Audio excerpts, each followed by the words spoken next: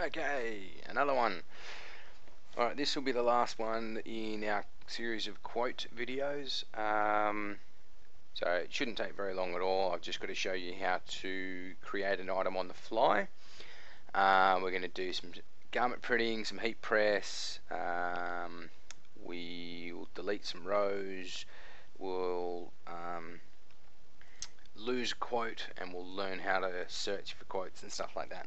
Okay, so it's all pretty quick, all pretty easy. We can roll most of it into one or two very, very quick, easy items. Alright, so obviously to start off, we need to be in the sales screen. So click on the sales screen, and what we're going to do is do a promotional products quote. There we go.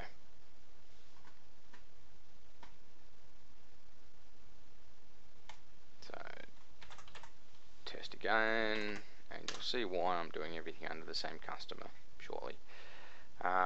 So normally when I go to quote something, I'm going to go to this button here, the search, add items.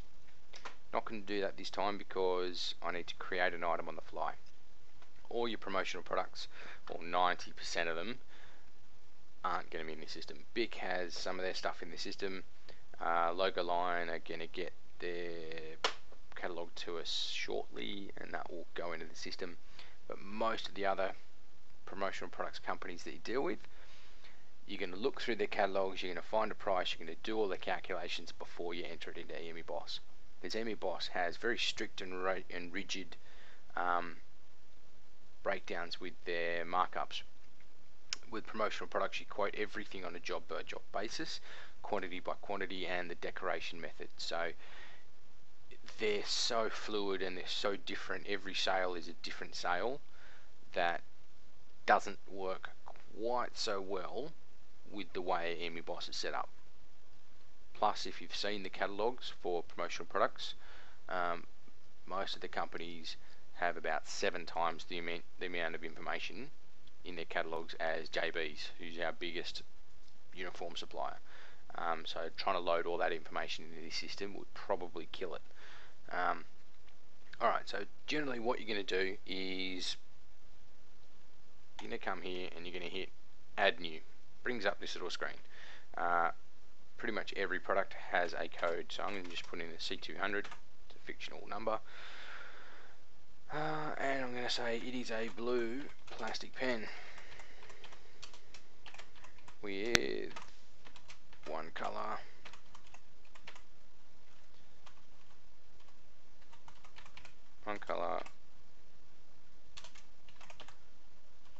one position print. Now, it's important to put the colour of the pen in here because this information is what goes onto your purchase order later, which gets sent to the supplier. So if you don't put the colour of the pen in, you're going to send off an order and they're going to come back and go, what colour pen was it? So just think about little things like that. So it's a blue plastic pen with a one colour, one position print. Again, that helps the supplier work out exactly what's happening. It's very clear for the customer, it's very clear for the supplier. It's got their style code, it's got the colour that you're after with a one colour, one position. Really easy. There's no confusion with that, unless they're very special. The next thing we have to do is select the item type. So it's no longer apparel because this is a promotional product that I'm quoting on.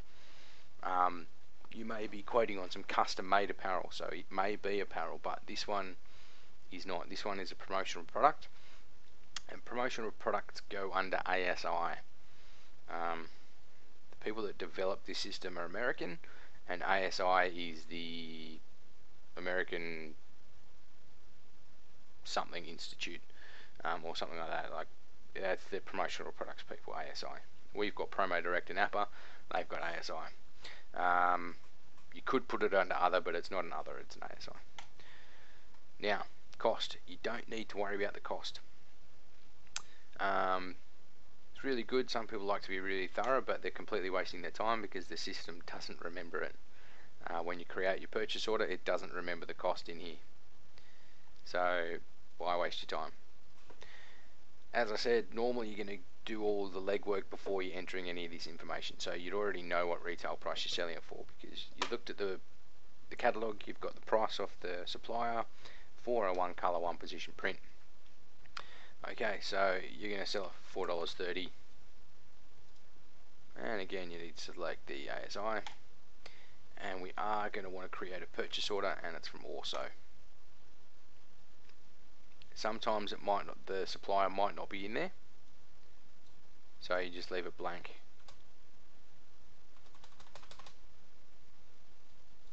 It's not going to let me leave it blank now, is it? Okay.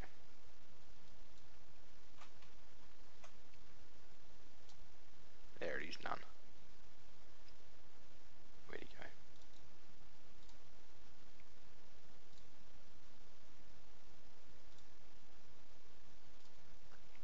So if you couldn't find your supplier in the list, leave it as none, and when you go to create the purchase order, you can actually create a new supplier that you can send it to.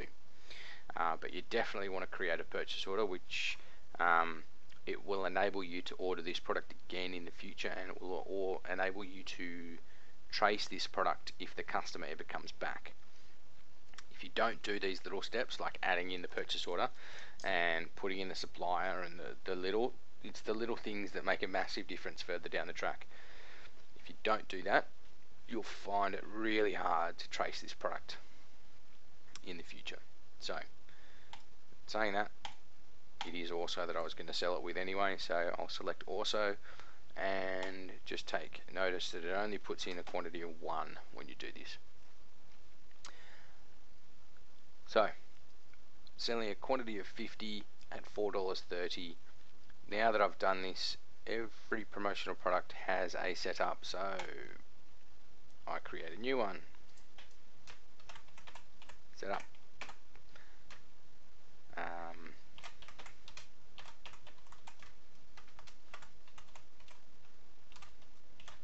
Pad print setup V.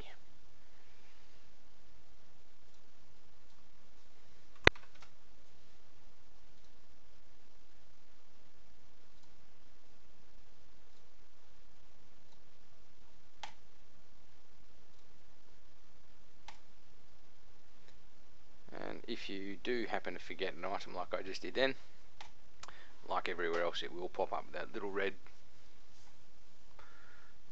circle and go, oi, you missed me. Okay. You don't necessarily have to set that up correctly like I just did, but you'll quite often find that if you don't put it in and you don't include it in the purchase order wizard when you send it off to the promotional company, they're going to call you up and say, oh, you do realise there's a setup fee. And it's like, yeah, I know. So I just found it easier over the years just to include a setup on the purchase order. That way they know that you expect to be charged for it. And that is how you create items on the fly. Now, quite often when you're doing a promotional product quote, you're going to need to do multiple items, just like you had to do with the t-shirt quote for the screen printing. With this, you don't need to worry about the prices changing because you've created the price yourself. So you would just change the quantity and go and edit the price.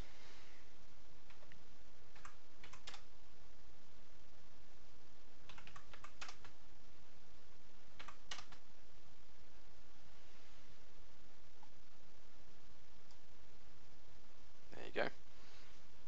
So it's all fairly simple, very easy. We're going to change the work order rep to Kylie again. And now if I've realised that I don't really like this description, just like with any other description in EMeBoss, you can go in and change it. Just be careful when you do change descriptions and change colours and sizes and all that sort of stuff. Quite often when you do make a change, it's going to delete the price on you. This one won't delete the price because it's something that we've created ourselves. But the other thing is that you could have put blue here. The only problem with putting blue here is that what's blue? Is it the pen or is it the print? That's why I generally like to put blue plastic pen with one colour, one position print as the item description. I just find it a little bit safer, a little bit easier. Cool. So that's how we do that. So now I'm going to save this as a pen quote. Save. We already went through the quoting with and without totals in the last one.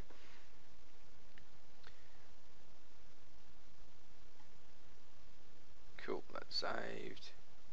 So now what we're going to do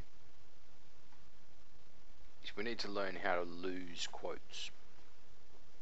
I know it might sound a little bit strange, but you do need to learn how to lose a quote. Because if I go into my reports, customers, quotes, if I go into this, generate a report for all dates, I don't want to see $404,975 sitting there. One, it's a little depressing. Two, it's not realistic. So if I do month to date, they're all test customer. $25,000 worth of quotes. Well, again, they're not really $25,000 worth of quotes sitting there. Some of them are very large quotes that realistically are only $1,000. So we want to learn how to search for these, find them, and go, actually, nah, that's done. We'll take that off the list.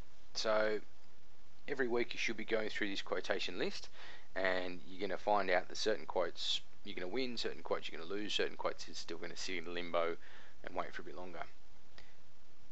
But what I've found is they didn't want the full color screen print, so I'm just going to double click on that one, and I'm going to convert it to lost.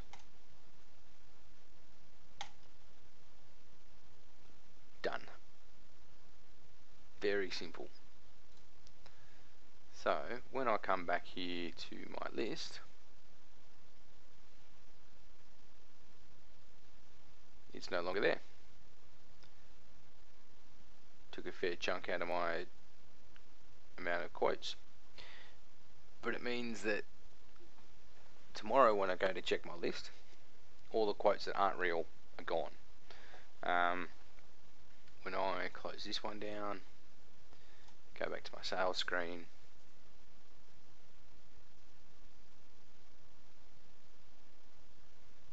and I search for test customer 1,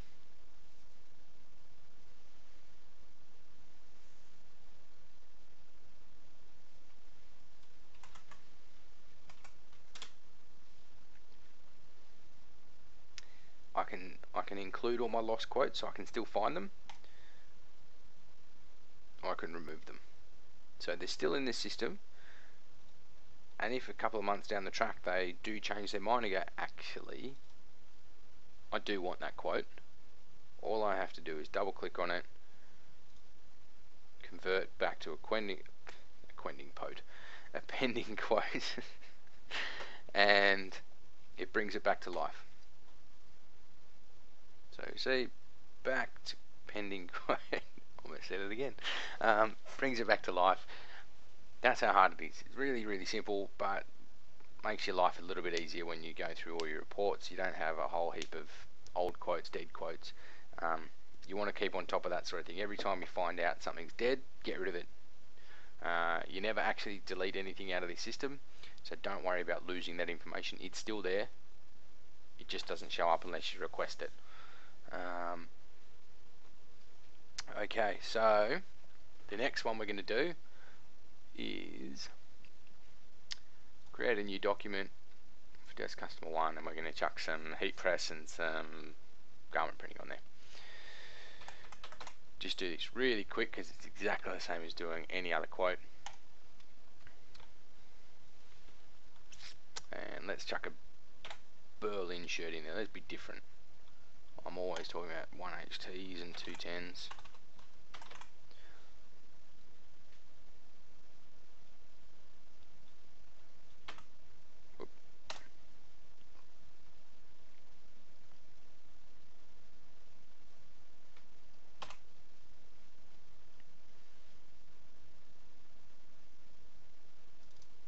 Go.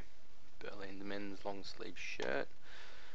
I don't have a hope in hell of getting into a small. Large is lovely and tight. Okay, so one Berlin shirt. I'm going to add my garment printing. It's only one print. So as we see, always a setup fee. And I'm also going to add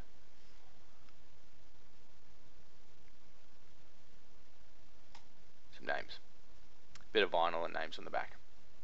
That's all you have to do. Really simple. All you have to do is make sure that all of your terms in here are adjusted just like you would your embroidery settings, and it's done for you. Very simple. Don't feel guilty with charging people 2 setup fees. That's one thing that people really feel guilty about, doubling the cost of an order with setup fees, but just remember you've got to set it up. So you've got to spend the time to set up a vinyl printer and to set up a garment printer for one job on one shirt.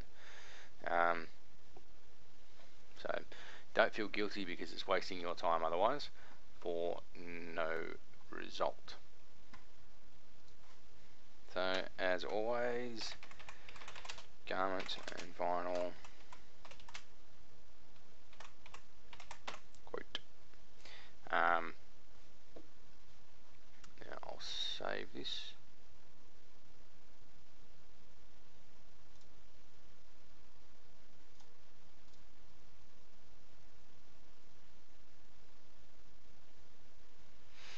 Okay, so now as you'll see, and as I make reference to, I'm fairly picky about making sure that the descriptions you put in are helpful to you. So this test customer has a lot of quotes in the system now. There's 3 quotes that contain polos. Every one of those quotes you can tell the difference between in this section. Most stores you go into, you wouldn't be able to tell the difference. So I've got a 210 polo quote, I've got a polo quote, and I've got a cap and polo quote. It's much easier to break down and to find the correct order that you're looking for if you've got a decent description in here. So this is why I sort of really harp on about this fact, because for the first 12 months it's really going to make no difference to you. It's 3-4 years down the line, this sort of stuff will really come into its own, and trust me, the busier you get, the less time you're going to want to spend going through all this stuff. Because unfortunately, if you think, oh, is it this one? You've got to double click on it, you've got to wait for it to open, and then you've got to go, oh no, it wasn't that one, it was this one. Actually, no, it wasn't that one.